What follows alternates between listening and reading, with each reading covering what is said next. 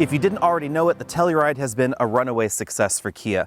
Coming out of nowhere, this is now the 5th best-selling three-row crossover in America, and if Kia could build more, this would probably be number 4 or even number 3 in the United States, because they simply cannot build the Telluride fast enough.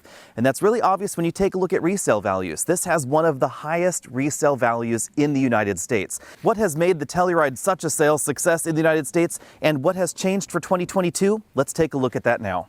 I think the formula for the Telluride's success is pretty easy to understand. Right size, right price, right time, and pretty darn good looking, I have to admit. The mini Range Rover, mini Land Rover styling that we find in the Telluride is logically one of the big reasons that this has succeeded when so many other crossovers have failed. This isn't anonymous, but it's also not as polarizing, perhaps, as Kia's smaller three-row crossover, the Sorento. We still have the same sort of shape going on up front that we found when the Telluride first launched, but 2022 does bring a little bit of a redesign to this grille. The elements are a little bit different. The logo, definitely a big change there. This has the new Kia logo. We have Telluride spelled out right across the front, definitely in sort of a Land Rover fashion there.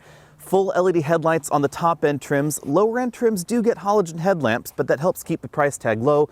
Distinctive LED accent right there around them, multi-module LED fog lights down at the bottom as well. Although the price tag of the Telluride has crept up by about $1,000 since this model first launched in calendar year 2019, it is still one of the less expensive three-row crossovers in the US. So if you're taking a look at something like a Highlander or a Pilot or a Ford Explorer, the Telluride is going to be a really good deal, and it's going to be a bit bigger on the inside than most of the competition.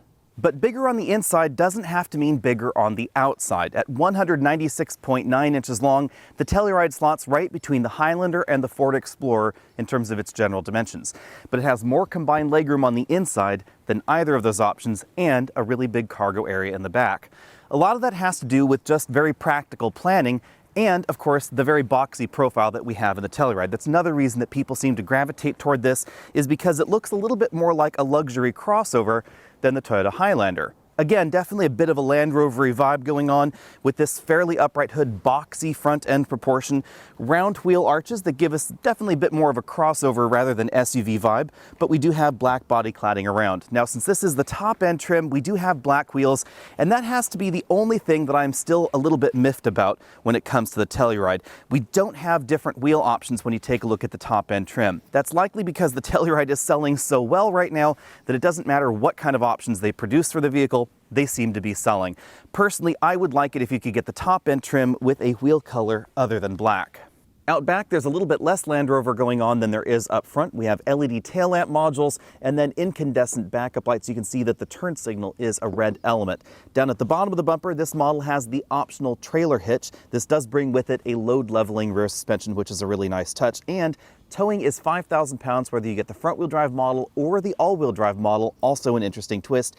And you don't have to get the trailer hitch in order to get that tow capacity. So if you buy the absolute base trim, towing is still rated at 5,000 pounds. You can then add the hitch at some later date if you want to. We have 2 exhaust tips, but they're both over there on the passenger side. I do wish it had more of a symmetrical exhaust layout. I think it would have really dressed up the rear end. So you can see Telluride spelled out nice and big there across the tailgate again, and then the big new Kia logo right above that. Be sure and let me know what you think about the new Kia logo there.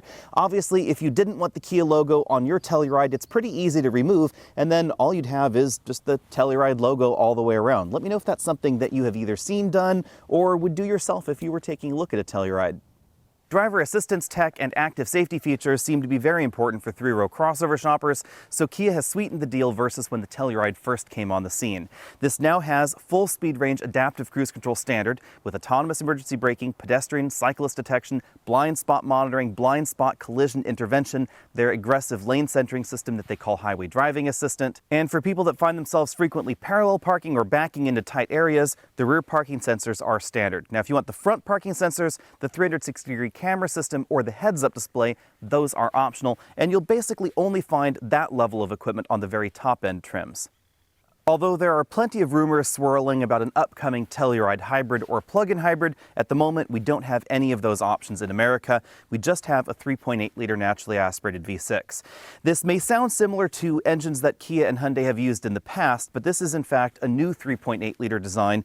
This will switch between the Otto cycle and the Atkinson cycle in order to improve efficiency. Horsepower comes in at 291 horsepower, which is pretty average for this segment, and torque at 262 pound-feet. The V6 is mated to a standard 8-speed automatic transmission and your choice of front-wheel drive or all-wheel drive. If you choose all-wheel drive, fuel economy drops from 23 mpg down to 21 mpg. Fuel economy hasn't exactly been Kia's forte in the past, but this is right in keeping with most of the V6 competition at the moment. Of course, if you want a 3-row Kia that gets exceptional fuel economy, there is the Sorento Hybrid and the Sorento plug-in hybrid, and both of those will be significantly more efficient than the Telluride, although they will be smaller. Details are still really sketchy about what exactly we're going to see in the upcoming refresh of the Telluride. All indications point to 2023 model year being a refresh of this vehicle, and it's likely that a hybrid or a plug-in hybrid might happen at that time. But if you want the ultimate in efficiency in a 3-row Kia, you might want to wait until the upcoming EV9 that is likely going to be a vaguely Telluride-shaped 3-row electric crossover, and that one's something that I'm really excited about. Over a week of driving, including some longer car trips, I found these front seats to be exceptionally comfortable. We have a power extending thigh cushion, multi-way power driver's seat, 2-position memory over there on the driver's door, manual tilt telescopic steering column with a large range of motion, but we only have a 2-way lumbar support, and I am a little bit disappointed by that. Now, this lumbar support is in exactly the right place for my back, but if you're shorter or taller than I am, then you might find it hits you in a strange place. Unlike some of the American options that you might want to be cross-shopping the Telluride with, this front passenger seat is not identical to the driver's seat. It's missing the 2-way lumbar support, and it's missing the power extending thigh cushion. The trade-off for that front passenger seat is an absolutely massive amount of combined legroom, over 117 inches. That makes this cabin one of the roomiest available, whether we're talking about a 3-row crossover or a full-size SUV or even some American minivans. The second-row seats slide forward and backward to help you apportion the space a little bit more equitably. And if this is all the way back in its tracks, with this front seat decently back in its tracks but still comfortable for me, I have about 11 or 12 inches of legroom left. There's some handy little grocery bag hooks there, and if I scoot over to the right side, this front seat is all the way back in its tracks. I still have about 5 inches of legroom left. This is the kind of vehicle where it would be absolutely no problem at all to put a rear-facing child seat behind some pretty tall adults up front. Versus the best-selling 3-row in this segment, the Toyota Highlander, this has 8 inches more combined legroom. And it's definitely going to be more appropriate for people that want to put rear-facing child seats behind taller adults up front and still want a usable 3rd row in the back. As with the Highlander, you can get your Telluride as a 7-seat or an 8-seat vehicle, but you should know if you get the top-end trims, it's going to be 7-seat only with captain's chairs right here in the 2nd row. That does make getting back there into the 3rd row a little bit easier because these seats do not move in such a way as to keep a child seat latched into place. You can recline it with that little lever right there, you can slide them forward or backward, and you can hit this button on the top, but you can see that the seat collapses forward by moving the seat back in relation to the seat bottom cushion. So you could not leave a forward-facing child seat latched into place and still tilt and slide this forward, although something like a booster seat might work. Now, even with that seat in that place, you can see you can get through here and into the 3rd row. I can get in and out if I needed to, but this is not as accommodating as the Pathfinder or some minivans like the Chrysler Pacifica, where the seat will collapse further forward and allow much easier access to the 3rd row. Let's put theory into practice. As you can see, as an adult, I can just barely shimmy right there between that seat and the door opening to get back here into the 3rd row. And then I have tons and tons of room back here. I have the front seat comfortably adjusted for me at 6 feet tall. The 2nd row comfortably adjusted for me. I have about 6 inches of legroom in this seat position between the 2nd row seat and that 1st row seat with me sitting in the seat. As you can see back here, I have another about 5 or 6 inches of legroom left. This is one of the very few crossovers in America that could comfortably accommodate 6 6-foot-tall adults. Now, as you can see, the seat bottom cushion is a little bit close to the floor, closer than we'd find in something like a Yukon or a Suburban, but those are the kind of vehicles you would have to upgrade to in order to get a more accommodating 3rd row, or of course a minivan, which a lot of people aren't really going to be cross-shopping with the Telluride. Back here in the rear, I have a reasonable amount of headroom, about ½ an inch or so between my head and the ceiling, although if I try and put my head back there to the headrest, it does sort of bop on this upper section of the rear. That's a structural element, of course, for the hinges for the rear hatch, etc. Now, the center seat belt does come out of the ceiling. I'm not the biggest fan of this particular design because if you were to put a child seat right there in the middle, it would skew to one side. It also means that the ceiling is not quite symmetrical back there. We have latch anchors in the 3rd row, but only one set over here just behind the driver's side. Top tether anchors for all 3 seating positions. The reality, of course, is that most folks are going to keep the third row folded most of the time for extra cargo. However, you should know that if you are planning on putting people back here, this is, again, a little bit narrower than something like the Pathfinder. So 3 adults across the back of the Pathfinder is theoretically possible. Here, it's going to be a little bit tighter. Some nice touches in the third row include 2 USB ports, one on either side, slightly different cup holders on one side versus the other. So cup holder and more of a juice box holder there, small storage bin. On the other side, we find 2 cup holders, a USB port, and this is where the roller cargo cover would slot if you have that option. There's a speaker grill back there, and you can see some little hooks to hang those shoulder belts from. Third row passengers get LED reading lights. You can see that this model has the dual pane large moonroof, so it does cut down on headroom just a little bit. The second row passengers get the same style air vents, and then we find the controls for the 3-zone automatic climate control right there in the center of the ceiling. I haven't talked too much about the Hyundai Palisade just yet. It is the close sister ship to the Kia Telluride, made by Hyundai. The 2 vehicles share engines, drivetrains, basic platform essentials, etc. But one key difference is the cargo area. In the top-end trims, we don't have a power third row seat, and that means that the third row seat could be designed to give us more cargo capacity. We have 21 cubic feet of storage space behind the third row seats, and then even more, of course, if you keep that third row folded. Be sure and sound off in the comment section below and let me know whether you like the design and the feature set of the Palisade or the Telluride better.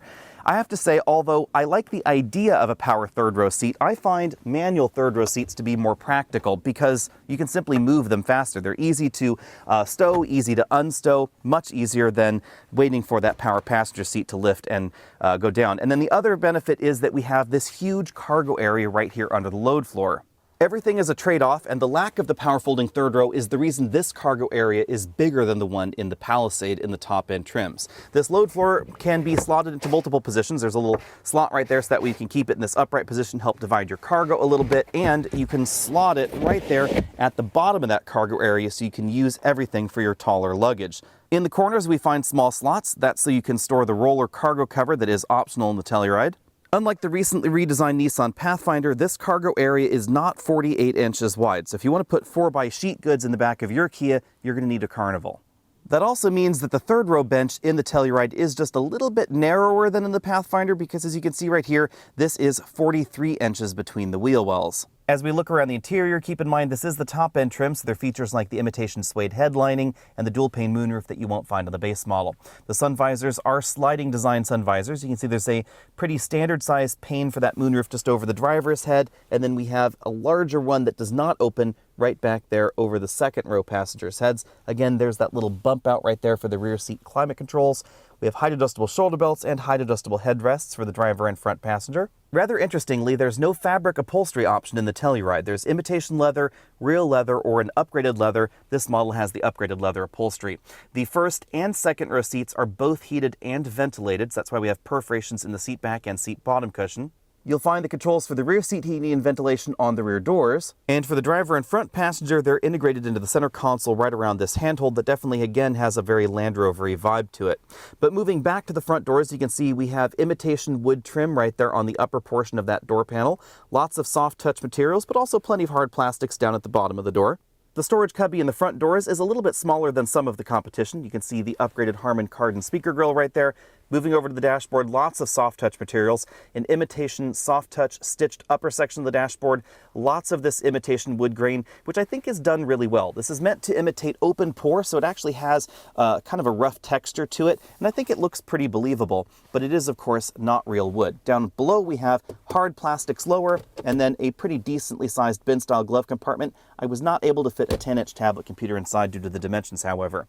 In the middle of the dashboard, we have a just over 10-inch touchscreen infotainment system. This is now standard in the Telluride. When this model first launched, there was a smaller screen in the base model. Now everything has this bigger screen, and of course it supports full-screen smartphone integration. The Kia interface is the new Kia interface that we see in so many new Kia vehicles. At the moment, this display does not support wireless Android Auto or wireless CarPlay integration. Above the infotainment system, there's a speaker grille for the optional surround sound audio system. Physical buttons, lots of them right there for that infotainment system. Knobs and dials right there for the climate control system. You'll find the button for the heated seat right over there on that side. Engine start, stop button to the left of that. And then again, those toggles for the seat heating and ventilation. Between the seat heating and ventilation toggles, we have a storage area that has a Qi wireless charging mat, USB input for the infotainment system, and then some charge-only ports in there as well. Behind that, we have a pretty typical console shifter. Drive is right there. manual mode over to the left. You then toggle forward and backward for gear up and down. You can see the handles right there on either side of that. Two big cup holders, sort of a small knick-knack holder right there. This is the key design that we find in the Telluride for now. It's not as long as the key that we find in, for instance, the new EV6, because that one has the parking forward and backward buttons. So there are two different keys in the Kia lineup that look very similar, but in fact are not quite identical. We then have the drive mode selector knob here. Smart, Sport, Comfort, Eco, and Snow. That's pretty self-explanatory. Smart will adapt things based on your driving style and the terrain. You can also request more power be sent to the rear with this all-wheel drive lock button, but unlike Kias from maybe about 10 years ago, this will not actually completely lock the center coupling under most circumstances, so you're never going to get that binding feeling in the drivetrain. There's a button to disable the auto start-stop system, auto brake hold there, 360-degree camera button, electric parking brake, and a button to turn on and off the parking sensors. Between the driver and front passenger seat, we have a padded center armrest that's a little bit wider than average. In here, we have 2 tiers of storage. You can put this little divider right back there if you want to, and then there's a USB charge-only port inside. One thing you won't find in the Telluride, at least not for the moment, is a full LCD instrument cluster like you can get in the Hyundai Palisade. That's probably going to come when this model gets refreshed. Instead, we get 2 different LCDs. This is the larger one. There is a approximately 4-inch smaller display in the base model. This gives us our pretty typical trip computer readouts, things like turn-by-turn navigation directions, status of the all-wheel drive and active safety systems, and you can adjust the heads-up display right here in this menu.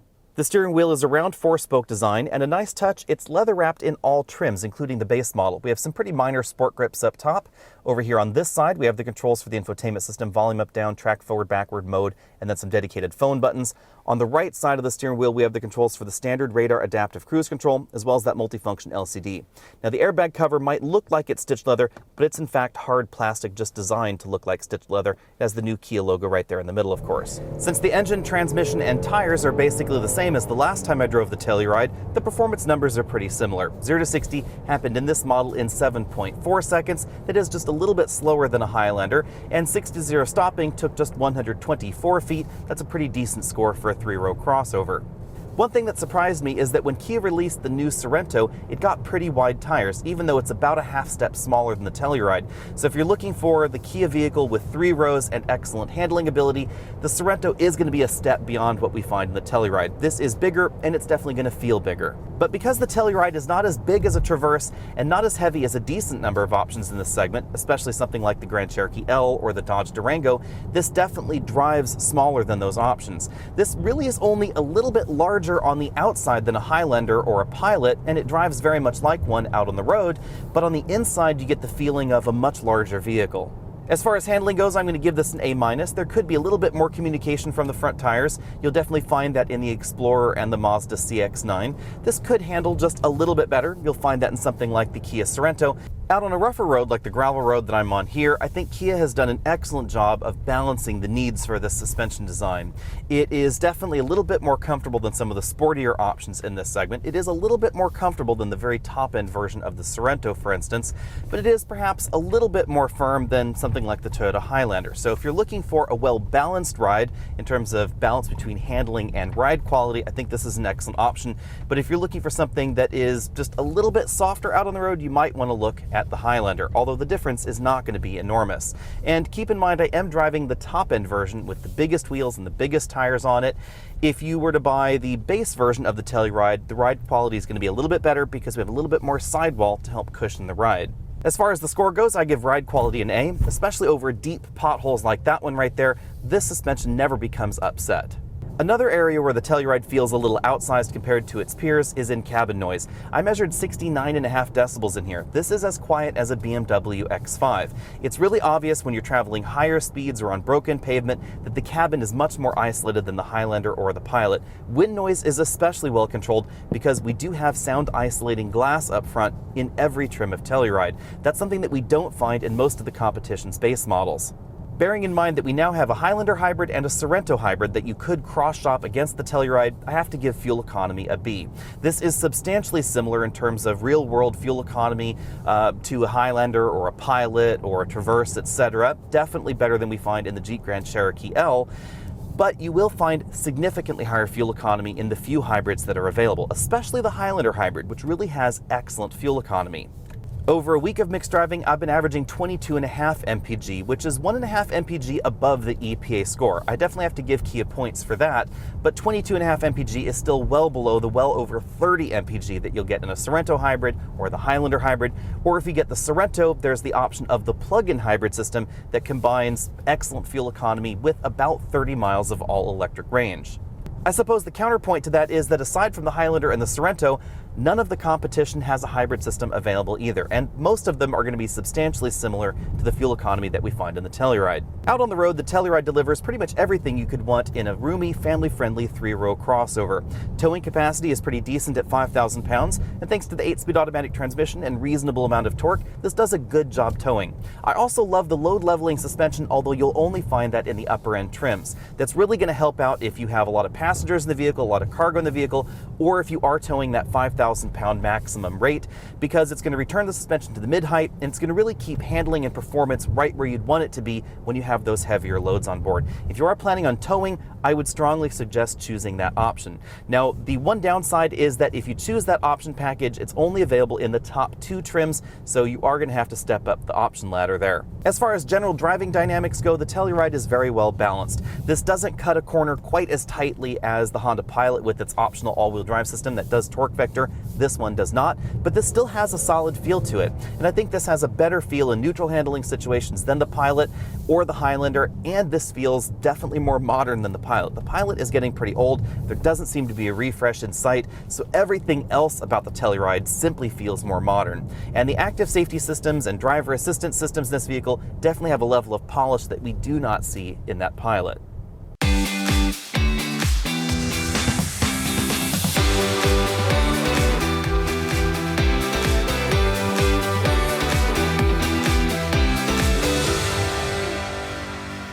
Before we go into pricing, you should see 2 pictures of the 2023 Telluride. For the new model year, it receives a new nose, a new back end, and a refreshed interior. If you're interested in one of these, you're going to have to wait until probably late summer or early fall in order to get your hands on one. The refresh does address a few things that people have complained about with the Telluride, most notably the lack of a full LCD instrument cluster, which really dresses up the interior.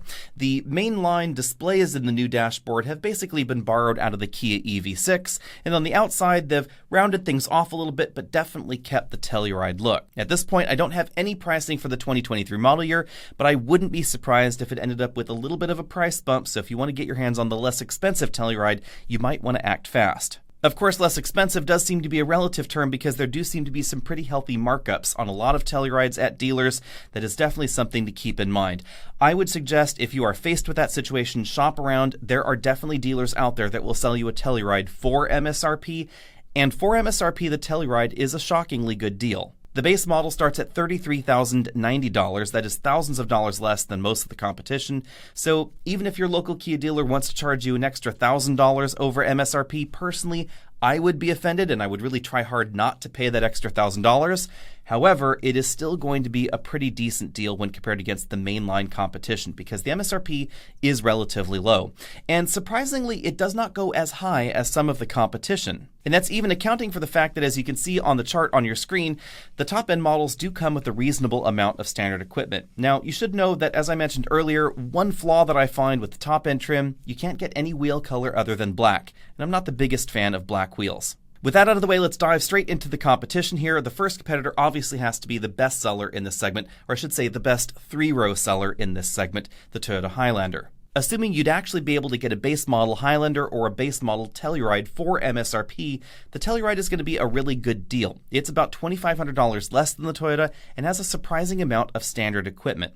The 10.25-inch LCD instrument cluster with factory navigation software is standard on all models, as is the 3-zone automatic climate control, keyless entry, keyless start, most of the active safety tech, including blind spot monitoring and adaptive cruise control. A reasonable number of those features are not standard on the Highlander or the Pilot, or insert your other 3-row crossover into this conversation.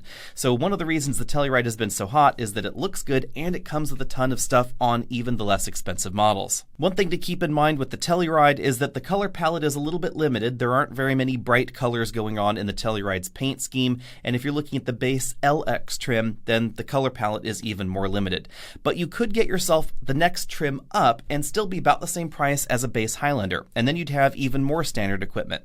Main selling points for the Highlander continue to be predicted reliability, although it's worth noting that Telluride does very well here also, and the available hybrid system, which really is a winner in this segment. You'll get 36 miles per gallon in the Highlander hybrid, absolutely no problem, for $39,055. Now, that is definitely more expensive than the base Telluride or the base Highlander, but for a lot of folks, that upgrade is going to be worth it because it's going to mean you're going to use significantly less fuel. 35 to 36 mpg may not sound that impressive to some people, but consider that you're going to be going from 18 to 19 miles per gallon in a real-world average situation for an all-wheel drive Telluride or an all-wheel drive Highlander to 35 miles per gallon pretty reliably in the hybrid Highlander. It's easy to see why the Highlander hybrid sounds so attractive. Now, you should know that as far as roominess goes, the Highlander and Pilot, etc., they're a lot smaller than the Telluride. I said this before. On the inside, they're a lot closer to the Kia Sorento in terms of interior dimensions, and you can get a 35 approximately mile per gallon Sorento. You can also get a plug-in hybrid Sorento, and as of this year, you can now get the Sorento hybrid with all-wheel drive if you're interested in it. Moving along to the Honda Pilot, a lot of the pros and cons apply to the Pilot, but the price difference is even higher. $5,500 more is what the Pilot will cost you over the base version of the Telluride. And standard feature content is a little bit poorer in the Pilot than the Highlander, even though it is more expensive. Also, the Pilot has been around for quite some time, and it doesn't show any signs of a complete redesign here soon. The 9-speed automatic transmission in the Pilot gives you a really quick 0 to 60 time. On the downside, it is not as smooth as the 8-speed that we find in the Telluride. The infotainment system and just general design of the Pilot also feels a little bit behind the times. It has been refreshed here and there over the years, but it's getting pretty old, to be perfectly honest. And the infotainment system that we find in the Telluride is more modern in terms of its software design, and of course for 2023, it's getting yet another refresh. Next up, we have the Ford Explorer. It has a relatively low starting price of $33,745, but it can get pretty expensive pretty quick, so keep a hold of those options and watch out for those higher trim levels because it will get considerably more expensive than the Telluride.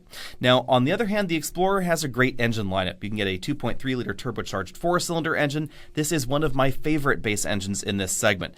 Don't let the displacement fool you. The rear-wheel drive transmission and general design of the Explorer means that this model is definitely swift. And if you want to go even faster 0 to 60, there's a hybrid model, there's a twin-turbo 6-cylinder model with various levels of output. So there is a model to go from mild to wild in the Explorer. And it can handle that extra power because this is one of the only rear-wheel drive entries in this segment. At the moment, there are only 3. It's the Explorer, the old Durango, and of course the new Grand Cherokee L. But the Durango and Grand Cherokee L, price-wise, they're in a slightly different category because if you start adding options onto them, they're going to get more expensive than the Telluride, and they're going to get more expensive than the Explorer as well. Especially, of course, that new Jeep Grand Cherokee L, because it will go way up there over $70,000 if you want to. In addition to the powerful engine lineup and excellent handling, the Explorer is also shockingly roomy inside for a rear-wheel drive platform. On the downside, the infotainment system is a little bit tiny and a little bit awkward, especially if you like CarPlay or Android Auto. The screen doesn't appear to be too small on the dashboard when you're using the Ford native screens, but the moment you use CarPlay, it feels like we're in a 1990s vehicle with a teeny tiny little screen in the dash. The horizontal aspect for that CarPlay window is maybe about 5 inches tops. When Ford refreshes the Explorer, I'm not sure if we're going to get the enormous screen setup that we do find in the Middle East, but likely the exterior tweaks that we're starting to see around the world are going to come to the United States, which means it's still going to be a little bit more anonymous, I guess you'd say, or a little bit more generic in terms of its styling than the Telluride. Now, for some people that's a pro, and for others that's a con. I have a very similar complaint about the Chevy Traverse, which is our last competitor here. The Traverse is a solid option if you want a very roomy, very large 3-row crossover, but the styling definitely comes across as a little bit boring. On the other hand, it has a powerful V6 engine, it has recently received a refresh, it has a smooth automatic transmission, and a low sticker price starting $33,700. If you get carried away with options, you can get the Traverse over $50,000. I do think that's a bit pricey, and you should know that price for price, you're going to get less equipment in the Chevy than you will in the Kia. You'll also get a shorter warranty. But on the other hand, you're going to get an enormous interior. If you're looking for class-leading cargo capacity, tons of legroom, lots of third-row headroom, lots of second-row legroom, etc., you're going to find that in the Traverse, because the Traverse is quite large. If you're the kind of person that really needs a minivan but you don't want one, The Traverse is one of the few vehicles that will give you a little bit more room in some dimensions than the Telluride. The one dimension in the Telluride that could be a little bit more accommodating is the width of the rear bench seat. You will find a wider rear bench in some of the alternatives out there, like the Chevy Traverse, so it is going to be noticeable if you even occasionally put 3 adults or try to put 3 adults in the way back of your 3-row crossover. Headroom and legroom are good in the Telluride, but the width of that rear bench, it's just a tiny bit tight. Now, bottom line, the Telluride is still an incredibly solid option. So I'm actually surprised that Kia bothered to give this such a thorough refresh for 2023, because honestly, they could have done nothing, and I think the Telluride would have continued to crawl its way up the sales charts. It's easy to see why Kia has had trouble keeping up with demand on the Telluride. It looks good inside and outside, it handles well, it's just about as efficient as the competition, it has reasonable towing numbers, it is incredibly roomy on the inside, and of course, again, it looks good, which is definitely a reason that people buy new cars. With all that together, I have to admit, I'm a little surprised that Kia even bothered to refresh the vehicle so soon, because to be perfectly honest, 2023 could have been just a repeat of the same Telluride, and it would have been just fine. It still would have been very competitive with all of the other new crossovers that we see on the market. But surprisingly, they're taking things to the next level and giving us those bigger screens, the refreshed exterior, a bit of tweaks here and there, and some new active safety and active driver assistance tech as well. So if you're interested in that model, again, stay tuned because I will be driving that very, very soon. Hit that subscribe button if you haven't already done so. Find me over at Facebook, Twitter, Instagram, all those other social places. You'll see it when I'm driving it sooner over there than you will here on YouTube, and I'll catch all of you later.